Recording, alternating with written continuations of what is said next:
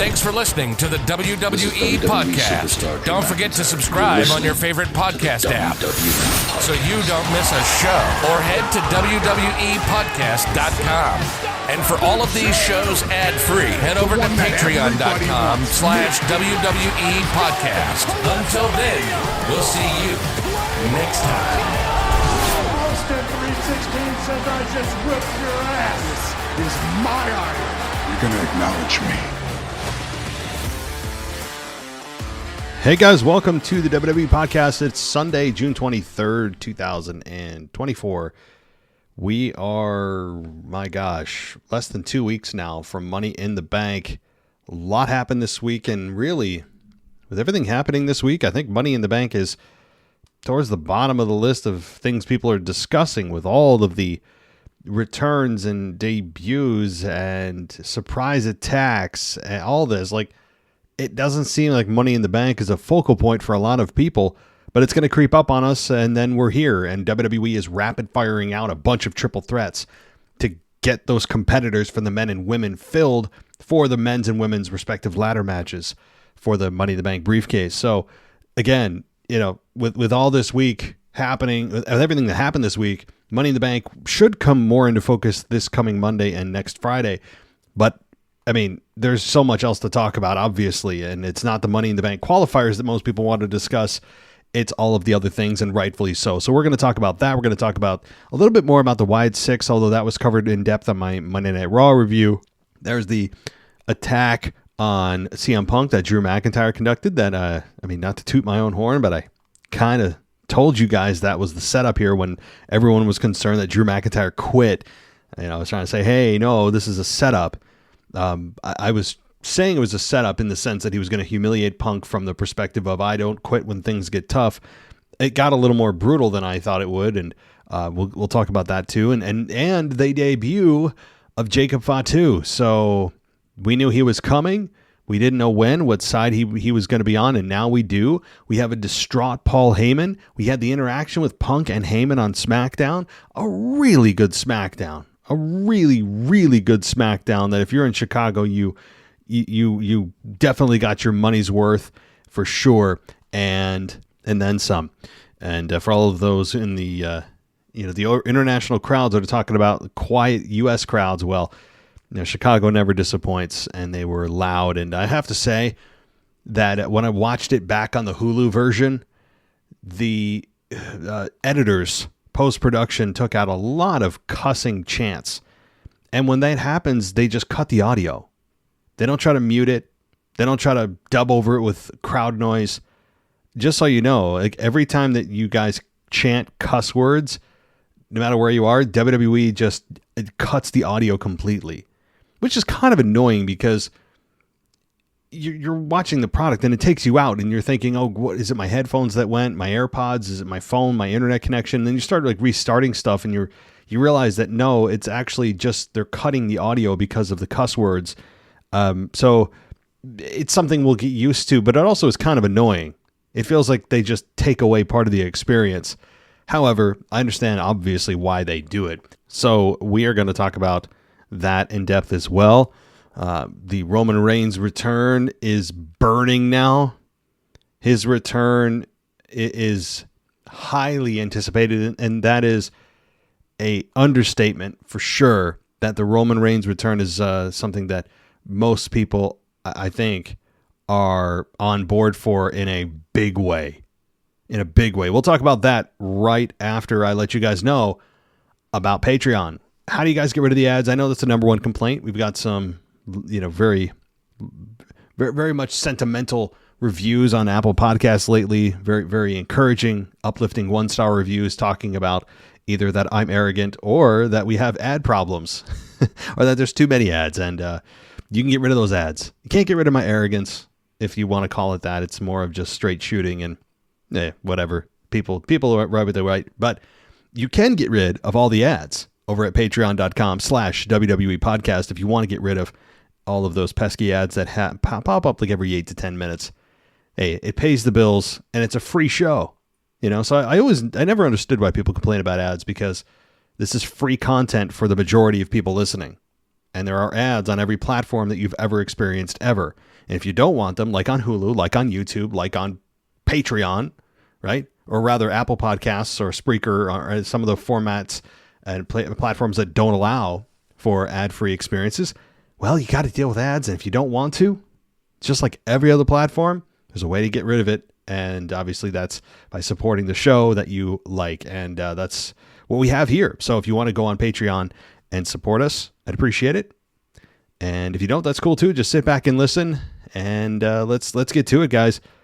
Roman Reigns. You know, while he didn't return this week, and I didn't expect him to, we are getting very close. Because I think now, from a personnel perspective, that we have the rogue bloodline of Solo Sikoa's version of his bloodline, his vision of the bloodline, is now complete. I don't see a fifth member joining. Feels like he's got everyone in place now. I don't even think there's any more people that could join from a family perspective, unless Rikishi comes out of retirement, right? So, you know, we obviously have Roman in the wings. We have The Rock waiting to get himself back injected into this rivalry. And now, yeah, Cody's on the opposing side. Jimmy and Jay have yet to show their faces. They'll reunite in lieu of, taking down this rogue bloodline. Roman has never been hotter than he is now, and he hasn't shown his face in 2 months. 2+, nearly going on 3 months. We haven't seen Roman Reigns, and he has never been hotter. He has officially, as I've said, the moment he lost the belt at WrestleMania 40, he is a babyface instantly. Instantly. It's the one thing that kept him a heel was he was keeping that title hostage for so damn long, which we've broken down many times. But now you have an excellent setup. I got to give everybody props here when it comes to the storyline psychology. They've thought this one through thus far. It has been executed very well. Has it been perfect? No, but my expectation isn't perfection. It's just effective.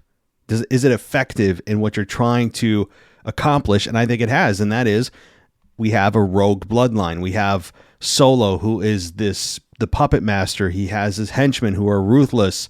Paul Heyman is stuck serving them begrudgingly, knowing that his true calling is with Roman Reigns, and he is struggling emotionally every week. And he was no different this week, asking Punk to take him with him. Paul was asking Punk to take him with him. Sounds weird, but when Punk was saying he was going to leave, and Paul Heyman wants out. And I think Paul Heyman's turning babyface too, because when Paul Heyman is reunited with Roman Reigns, I think you're going to have a babyface Paul Heyman, which we haven't had in quite a while either. It's been done. He did it with Brock Lesnar a few times. So I think you have the setup here for an amazing return for Roman Reigns. You have Jacob Fatu now in the mix. He debuted after it was the main event of Cody versus Solo at the end of the show, which didn't last long. Cody was setting up for his finish, and wham, here comes Tama Tonga and Tongaloa, the Tongans, and they end up causing a DQ. KO and Randy come out, dispatch them, and then here comes Jacob Fatu, takes out Randy, takes out Cody, takes out Kevin, and stands tall. And now we have Jacob Fatu, who I think completes the puzzle for who is going to be in Solo Sikoa's bloodline. Again, I do not believe there'll be a fifth member, because now you have 4. You have Solo, Tama Tonga, Tongaloa, and Jacob Fatu, right? And then you have Jimmy on the other side, Jay on the other side, Roman on the other side. Who could be that fourth person to eventually oppose Solo? Who could that be? Is it The Rock? Could he temporarily align himself with Roman and they turn babyface until The Rock turns on Roman and then you finally get Roman Rock? Or does Cody join the bloodline and help Roman Reigns dispatch Solo, who he's been, recently involved with. How does this work? Because you can't have 4-on-3. I mean, you eventually got to even the odds out. So right now it's 4-on-3. Even though, again, the OG bloodline's not back yet. But how does that work out? I mean, I'm interested to hear what you guys think about this on the mailbag, because sometimes you guys come up with some great ideas, things I don't think about. So that's the way it stands right now. And, they could go a million ways here. It's like they've totally reshuffled the deck, even though the players aren't that much different, other than, of course, Solo has brought in 3 new guys. But the dynamic has shifted completely. It's a really fun story. And it just continues to build Roman and build Roman. Every week we're hearing "We want Roman" chants. I mean, let me just say this, or ask this. During Roman's nearly 4-year run, how many times when he was champion, when he wasn't there that week, or he was taking time off, how many times did you hear the crowd chant "We want Roman"? Can you even think of a single instance? I can't. So it's amazing. He drops the belt, instant babyface. Solo goes rogue. He's lying clearly to Paul Heyman. He tells Heyman that Roman's never coming back, which we all know is a bold-faced lie. Paul Heyman is distraught. He brings in his own guys. He's attacking babyface after babyface after babyface. He was threatening CM Punk. He attacked Cody Rhodes. He's attacking Randy. He's attacking Kevin. They're going after all the top babyfaces. Both of them, and now all 3 or 4 of them, fit well together. I wouldn't rush Roman back. I think the want and desire to bring Roman back is just going to continue to build. It's going to reach a fever pitch. We're very close to that already. Knowing that the moment Roman's music hits, it's going to be an explosion. And I will say, I think Roman, upon his return, which I'm predicting as early as Money in the Bank, I would still say it's the SmackDown after that we get a Roman Reigns return to set up a SummerSlam match, which could be Roman versus Solo, or it could be Roman's OGs versus, the Tamatonga, Tangaloa, and Jacob Fatu. With you could have few different combinations. So I think that's probably what's going to happen when you look at look ahead to where and how Roman returns. It's as early as Money in the Bank, but I think it's probably in the next 3 weeks when you look at it. So certainly highly anticipated, no doubt about it. I found myself sitting there just imagining the pop for Roman, imagining what he's going to do. Here's my guess. That's when we're diving into specifics, that Roman will come out when he does. He won't immediately attack Solo. He won't immediately attack Tamatonga Tangaloa, but Roman Reigns is going to get beat down bad and maybe bloodied by the bloodline. And then you'll have Jimmy and Jay come in to even the odds. They'll get beat down, and it's 4-on-3, and it's 4-on-3 for weeks and weeks. And then maybe The Rock or maybe Cody Rhodes steps in for the moment to help out Roman Reigns out of respect. Maybe. Because I don't know who that fourth person is going to be. It's a bit of a lopsided matchup for the moment. But all right, well, I've dove into that enough. I just wanted to bring that about and just tell you I'm excited. I'm excited for Roman's return, and I haven't said that in how long. All right, well, now, again, I want to shift a little bit to Paul Heyman and Punk. That opened the show, which was, just the history between those two. It's well documented. They have on-screen chemistry. They're both masters of the mic. And it was fun to hear them converse, which we haven't seen on air in a long time. Paul Heyman, as I said earlier, is very distraught. He's trying to warn CM Punk, get out of here. Solo heard that they believe this is your city, and that pissed off Solo. And so CM Punk obviously doesn't heed the warning. And then out comes Solo and Tamatonga and Tangaloa. So I just want to talk. The Paul Heyman Punk interaction was very telling, and having Heyman, blatantly try to warn the people that the new bloodline is trying to attack and then also blatantly try to leave the group. It's amazing that Solo's tolerating this as well as he is. I mean, he has a hairpin trigger, so it's weird that they haven't tried to threaten Heyman. I know that Solo had said to Heyman backstage, "Oh, you and me are going to have a talk and all this. You're trying to leave." It just feels like there should be more of a violent response. And if you're trying to hide it, like Paul Heyman is, out in the open doing this.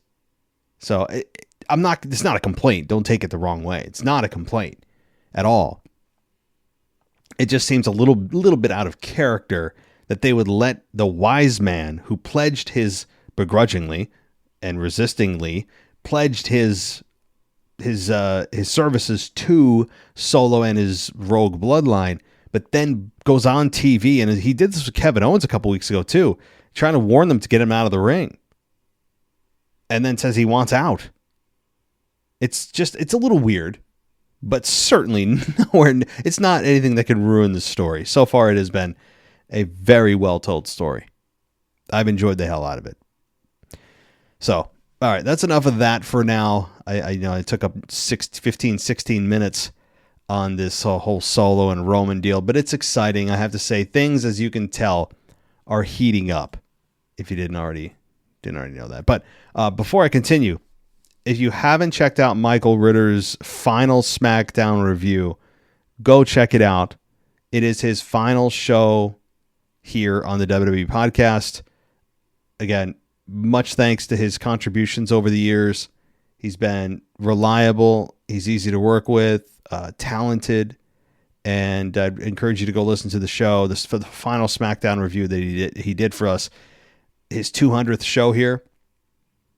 And I appreciate the heck out of what he's done. And, go continue to support him. Again, Football Function is the podcast. If you like football and you have an itch for it and you're ready for the season already, but check it out and get yourself, if nothing else, ready for this upcoming season by hitting that subscribe button for him. Again, it's called Football Function. But all right. So moving on, here's a guy I haven't talked about in a while. L.A. Knight, and Logan Paul. L.A. Knight continues to get really nice pop after really nice pop. It's like, he caught fire for a while, and then he was the victim of just bad timing with Punk and Orton returning at Survivor Series. Remember that? They both returned in the same night as L.A. Knight was just getting hot. So it's bad timing for Knight, but I think he's got some of that momentum back. Now, does that mean it's going to lead him to a world title or the WWE title? Probably not. But he's living in this world of the U.S. title, and that's a place that I think a lot of us thought he would be when he initially got this push, and you knew he wasn't going to beat Roman in that one-on-one match last year. But you figured he's going to live maybe in that U.S. title picture, and it took a while for him to get here, but he's here. He's here. And what I liked about the promo he cut on SmackDown, again, a very good episode of the show, very good. He was talking about how he's going to win the triple threat next week, where he finally gets a little bit of his hands on Logan Paul, along with Santos in the triple threat in Madison Square Garden, nonetheless, which does lend itself to maybe think, big returns. Possible, but I wouldn't put my stock in it. But what I liked is that he actually gave us the possibility of somebody cashing in on a belt that's not the WWE title or world title. That he wants Logan Paul so bad, and he wants to humiliate Logan Paul so bad, and that the fact that Logan continues to sneak attack or not show up or whatever, that he'll be forced to when Logan Paul is cashed in on by Knight. So it's just, I know that he wouldn't be the first one to do it. I think Austin Theory did it, didn't he? For the U.S. title, because he claimed that, it's not worth trying to cash it in against Roman, some lame excuse. So he wouldn't be the first, but it's very rare that a Money in the Bank briefcase holder goes after somebody and cashes in on someone that is not a top guy. And I think that's fine. You know what? Like, if you don't dislike a guy so much, It doesn't have to be for the world title. I think most of the time it makes sense that you go after your top belt, just logical. But I also believe at the same time that it makes sense that you occasionally go after a belt that has a rivalry sizzling so good that your Money in the Bank briefcase holder wants to take the belt off the guy he hates so much. So short story is I like this. I like that he at least floated the possibility of bringing out the briefcase for a cash in on the US title. It's possible. And LA Knight continues to be mega over. And I don't know how much longer this sustained support for Knight can go, but I don't know if he'll win the title right away, because at the same time, Logan Paul is doing a very nice job as US champion. I don't care that he's not there that much. I know so many people care about that. And you may say, you're such a hypocrite. You were complaining when Roman wasn't there. Yeah, because he's your top guy and he did it for 4 years. I mean, and yeah, that was ridiculous. That was ridiculous. I still stand by how ridiculous that was. And but my point is that I don't hate the fact that Logan Paul's not there every week. I think it adds to his character. It is annoying, but annoying in a way that is, it doesn't overall affect the product in a way that Roman's title did, where it was all encompassing and it was the most important belt. And for a while, there was no counter title or no duplicate title, parallel title on Raw. Remember, there was like a whole year where Raw didn't have a title until Seth won it in May of 2023. So, I don't think it's a big negative that Paul's not there every week. I mean, at the very least, he's, cutting promos from one of his many condos or wherever he is all the time, traveling or, So even if he's not on the show wrestling, he is still fairly active, especially when you compare it to Roman Reigns in his title run for the last couple of years of his run anyway. But LA Knight, I like what he's got. Santos getting involved in the mix, getting hit with a BFT. Nothing wrong there. Santos has cooled off considerably, though, and I know not everyone can be hot at all times. It's just the nature of the product. Not enough days or not enough minutes in the show and all that. But Santos, remember when he turned? He turned heel and he was really hot for a while, and he's cutting good promos, and then he just petered out. So I don't know if I should be concerned or if it's just kind of the nature of the business, but LA Knight got the better of him, stood tall. And then Logan Paul came out of nowhere and attacks LA Knight.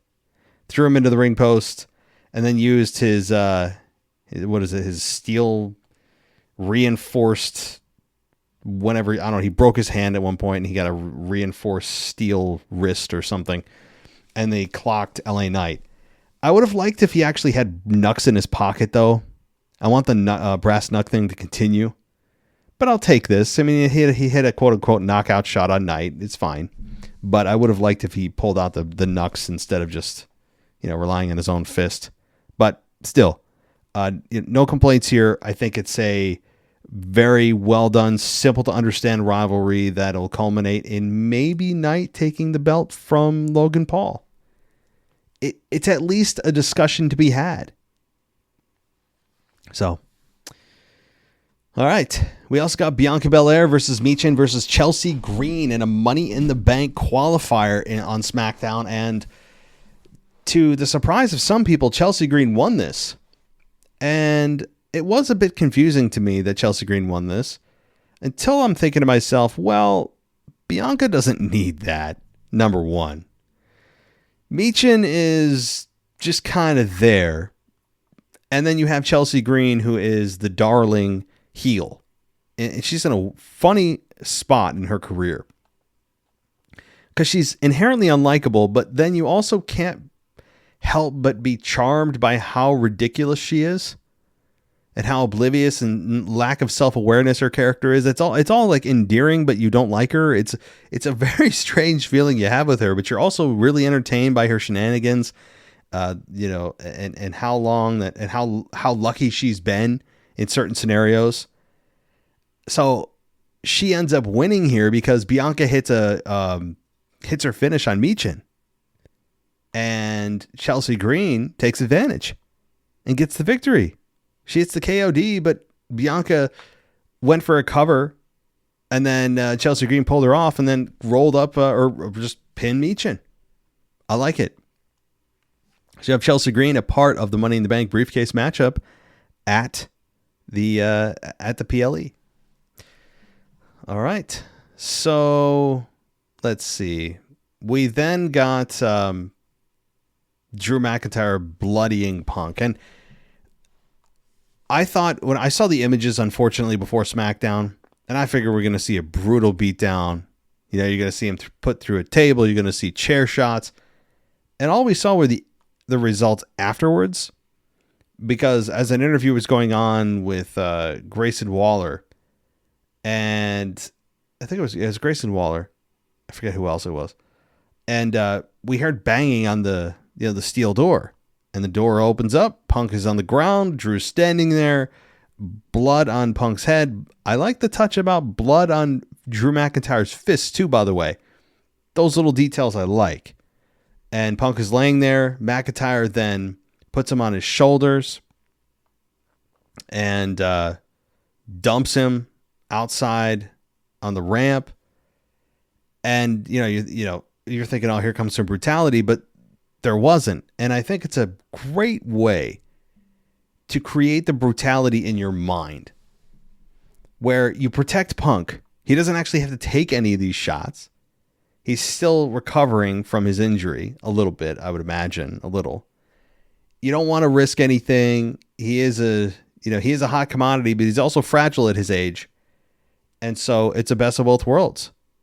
You can do that every once in a while where the violence isn't shown. It's just the aftermath that's shown. So it's clever. It's clever. So I enjoyed that. McIntyre, duped Punk. McIntyre ended up, obviously beating him half to death, and McIntyre ended up hospitalizing Punk, who is, clearly going to come back probably as soon as Monday night. Now, CM Punk, I don't believe, is drafted to a brand. Drew McIntyre is. Okay? Drew McIntyre is on Raw. He's a Raw guy, and he shows up on SmackDown. So, for those of you keeping score at home, that took, how many weeks from the draft? A couple. Oh, no, a couple months, I think, right? Not bad. Not bad. For a rivalry like this, I don't mind it. Here's the thing. I know that I've complained in the past about the rivalries, not really warranting crossover and people being on the opposing brands. But when rivalries do warrant it, I have no problem. It just becomes commonplace sometimes for no reason. This was warranted. So I like it. I like it. So, all right. So we then have Carmelo Hayes beating Tama Tonga and Randy Orton in 8 minutes and 50 seconds in a triple threat match that took place. This is a Money in the Bank qualifier. So Carmelo Hayes wins and rolls up Randy Orton after he RKO'd Tama Tonga. I think Tonga Loa got a stunner. And you're thinking, oh, okay, here we go. But it ended with Carmelo Hayes, who easily got the biggest win of his career here on Randy Orton. And I have to say, I'm not liking Carmelo Hayes from the perspective of if they're trying to make him a babyface. I think he's extremely unlikable. I didn't watch a whole bunch of him in NXT, admittedly. But if they're trying to make me like him, it's not because he pinned Randy Orton. Take that out of the equation. I find him obnoxious. I don't find him relatable. I think he's, obviously got a big problem with his ego. And that has to be a heel, right? Like, they're not trying to make him likable, right? Are they? What do you guys think? Because if they are, it's a bad job. It's a bad job. But we'll see. And you know what? It's the right move. It's the right move because does Randy just, kind of like Bianca Belair. Randy doesn't need that briefcase. He's got no chance. Same with Bianca. Does she really need the briefcase? No. You wanted to showcase new talent. It's a great match, a great platform to do that. because it's a match that also allows a lot of the talent the flexibility to showcase their talents with no DQ, crazy amount of different spots they could do with the weapons, high risk. It's a great way to get your name on the map. It's a great way to introduce yourself to fans that may not otherwise know you. So it really is a match built for younger talent. So Carmelo Hayes winning makes sense. It makes sense. And here's what I will also say. Next week, based on the logic that I just gave you, the triple threat between Randy, Logan Paul, and Santos Escobar, I think the winner has been pretty much given to you there, with Santos Escobar winning, because you're going to have Logan Paul and Randy Orton. Logan Paul and LA Knight facing one another for the U.S. title, probably at the Money in the Bank event. So to me, that's how it's probably going to go. We have Logan Paul and we have LA Knight already in a rivalry, where LA Knight, it can't seem to get Logan Paul to be in the same arena at the same time and all that. And it tells me that you're going to have maybe Nick Aldis force Logan Paul to be there at Money in the Bank or be stripped. I mean, I don't know why LA Knight's just not going to Nick Aldis. You don't have to put yourself through hell. Just say, hey, Nick, he keeps avoiding me. Can you just give me a U.S. title match here? Yeah, but the story does still make sense. I just don't think you're going to have LA Knight win that briefcase to have him cash in on Logan Paul. So Santos Escobar is probably going to win there. And he'll probably end up pinning LA Knight. That's what I think. Or, I shouldn't say that, because LA Knight seems to be a bit protected, but so does Logan Paul. So maybe we get the BFT on Logan Paul. Same kind of logic, same kind of finish for the men's triple threat here, and having Santos Escobar take advantage of the BFT and winning the match there. So, all right. What else happened here on SmackDown? Again, they keep teasing Grayson Waller and Austin Theory splitting, and they probably will, but does anyone really care that much? I thought they were fine together. It feels like they're just kind of getting started. It's almost like they're manufacturing the want to see these two split. I don't really have the want or the desire to see these two split right now. So when I keep hearing it and seeing it a little bit teased on SmackDown or wherever, it's like, oh, I guess, like, sure. But they also just got off the ground in terms of, getting chemistry with each other, feeling like an actual team. And then they're already teasing dissension in the group. So we'll see how long that lasts, or if it's just kind of trying to get you off the trail, that nothing's actually going to happen. All right. So we already told you about the main event here with Cody and Solo Sikoa that happened. And let's see here. So what else happened? We got Monday Night Raw that happened. And just as a reminder of Monday Night Raw, I'll give you a quick rundown as I do. Seth Rollins returned. The Wyatt Six massacred people backstage. We did get the all clear from Adam Pearce that somehow Chad Gable's okay and ready to compete. Not just okay, but ready to compete this Monday night. Even though it looked like, someone took a blunt object to his skull and cracked his head open.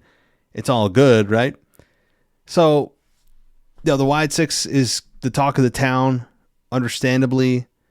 The Wyatt family, the Wyatts, maybe just the Wyatts. I don't know what they're going to be called. Again, there's 5 of them, not 6. So we'll see maybe if the 6th member does show themselves. I would think that they're going to get some promo time this week to get a little bit more information on who and what they are. We know that a few of them, I think Joe Gacy is one of them. Eric Rowan's one of them. Bo Dallas is one of them. We know Nikki Cross is one of them. I'm missing somebody. But if there's going to be 6, we're down a member. So we'll probably get a little bit more information. If we don't, then it's just going to be more massacres. And I don't have a problem with that. for a little while. You know, if they don't talk, like if Uncle Howdy, Bo Dallas, doesn't talk, I'm fine with it because it's intriguing in watching them who they're going to attack next and what's the strategy. But like, also, I need a little bit more from you. You know, give us the name, first of all, of the group for sure, so we can stop speculating. Is it the Wyatt Six? Is it the Wyatt family? Is it, you know, whatever it is. And also, you know, give us some background on the people that are in your group. Why are they there? Just a quick, brief summary. Am I asking for too much? Maybe. But it is an intriguing group. It's a heck of a way to end Raw last Monday night. You know, it is what it is with the cinematic stuff. We were desensitized to it during the pandemic era. I still don't like it, but it was effective. And I think most people were positive when it came to the reception of it. Most people were, and that's cool. But Rollins came back too, guys. Don't forget Seth Rollins. Poor old Seth Rollins did come back. And, you know, he and Damian Priest had gotten into words, and, you know, they're having their match at Money in the Bank, which Rollins is heavily favored to win, and he should be. You know, I think Seth Rollins is, you know, on track to face Gunther at SummerSlam, and that's going to be a marquee match. I mean, it's way more marquee than Damian Priest versus Gunther. You can't tell me it's not. Again, it leaves Damian Priest a little bit open, though. What does he do? Where does he go? He's got to have some kind of plan after being world champion. They can't just, you would think, keep him off the show. But, all right. So what else? We got Chad Gable just, you know, doing his usual abusive actions against his group, who've kind of finally turned on him. And this is only a part of Chad's worst week in the history of his life. You know, losing the match, losing his family, losing his life. There was so many memes about that. But we had, you know, Chad Gable get shoved by Otis. Not exactly the beatdown we all wanted. So if they consider that the payoff, again, I said this on the Raw review, I'll say it again. That's a weak payoff. Yeah, the crowd popped, but it's like, no. There's got to be more to that. So we'll see on Raw if things continue to escalate with Otis and with Chad, or what that was. But, all right, Chad Gable then did take on Braun Strowman. As I said, Braun Strowman beat Gable in 6.5 minutes. Io Sky versus Kiana James versus Zelina Vega in a triple threat qualifying match for the women's Money in the Bank ladder match. And Vega hit code red on Sky and had her beat, but James broke up the pin, and it ended up with Io Sky winning to qualify for Money in the Bank. And then we got Sami Zayn doing his screaming routine in the ring, talking about Gable and how it's, you know, been personal, but it's all behind me now.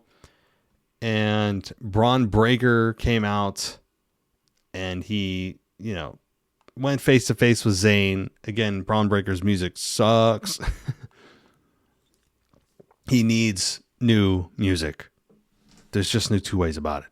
Please give Braun Breaker, if you're trying to make him the next big guy, the next big thing to pun a Brock Lesnar 2002 marketing slogan, you gotta give Braun Breaker a real entrance theme. So I'm not saying one that needs to be sing-alongable that everyone seems to want these days, but certainly one that's better than the one he's got. A little bit more distinct. Sheamus. It's almost midnight here, guys. That's why I can't speak. So we did get Sheamus versus Breaker, and I'll talk about that in a little bit.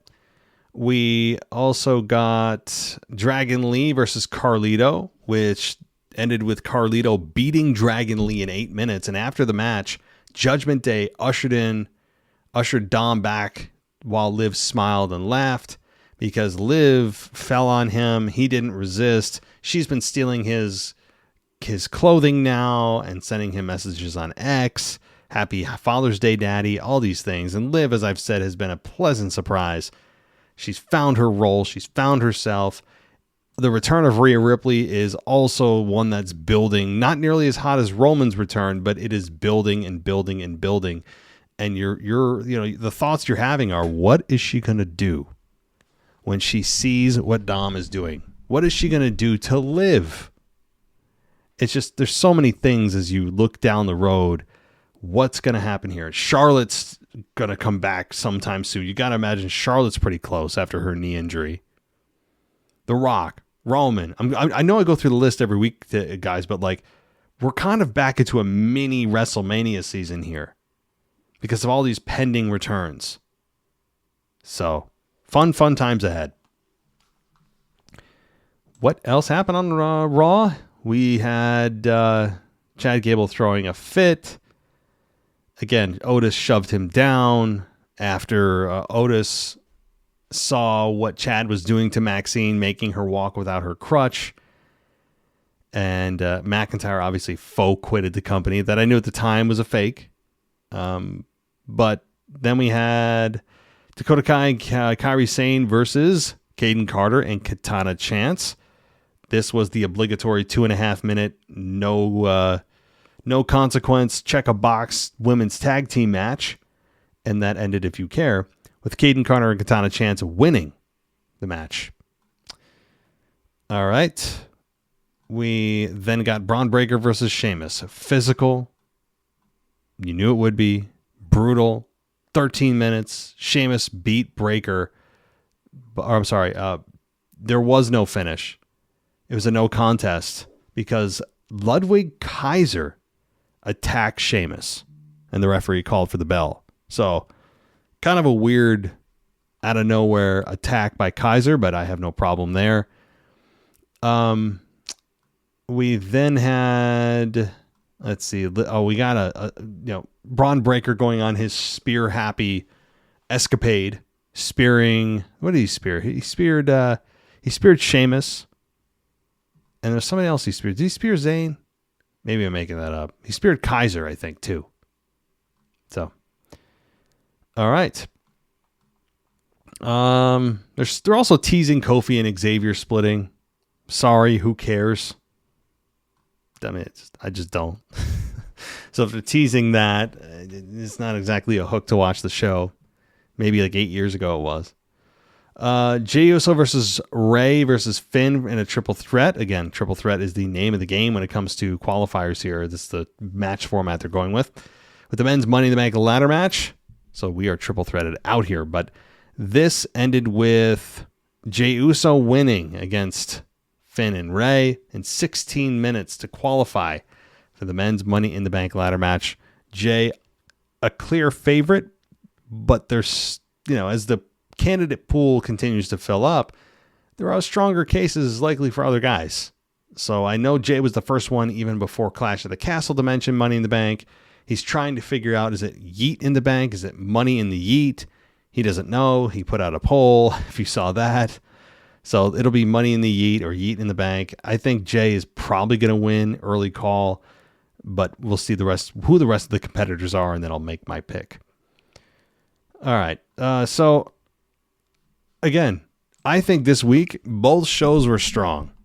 Both shows have kind of turned the corner from WrestleMania rivalries and cleaning up whatever was left of that and taking out the matches that, up until this point were very predictable in terms of who's going to win, because as I've said, post-Mania for a couple months, nothing's usually changing hands, because that's what Mania is for, to make decisive decisions, and then back, kind of walking yourself back by changing the belt again usually is not the best formula.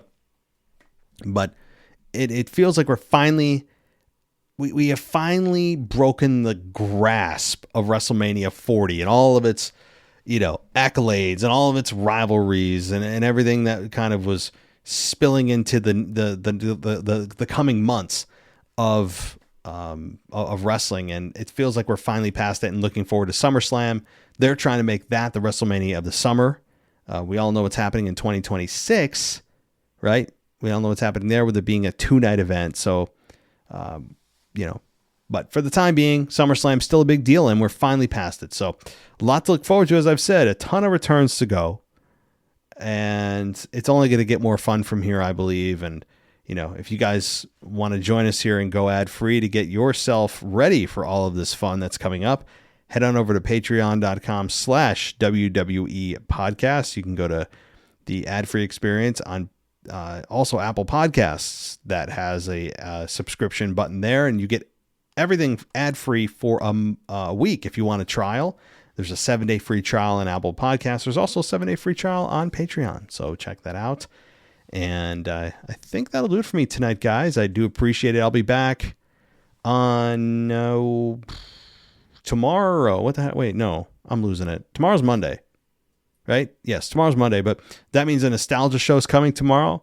There'll be a Raw review Tuesday. And then Friday's the mailbag, as I've kind of moved that from Wednesday to Friday with the mailbags kind of shifting gears here. And After Dark is produced on Wednesdays for those of you on the Patreon side of things. So that'll do it for me tonight, guys. Thanks so much for listening. As always, take care, and I'll talk to you next time.